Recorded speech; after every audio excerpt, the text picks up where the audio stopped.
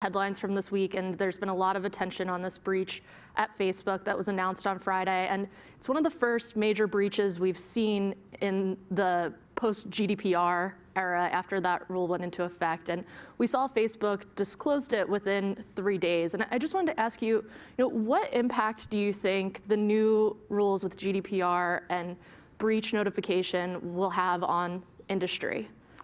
It's an interesting question because as I watched Facebook's response, there were a lot of things they did right in their response, right?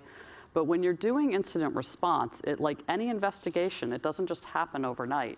So you have this balance of needing to notify, but you're notifying with an incomplete set of information, and information that is going to dynamically change.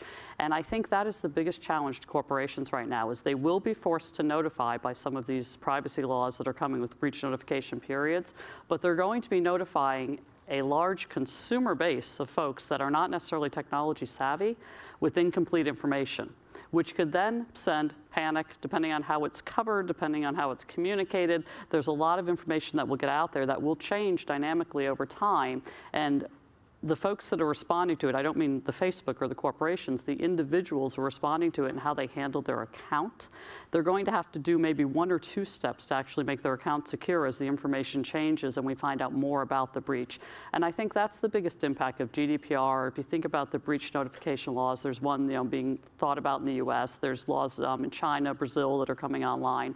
If you think about all of those laws, they're going to dynamically change the way companies do incident response because they actually have to have a notification that's most likely during the course of an active investigation, and that changes the dynamic significantly.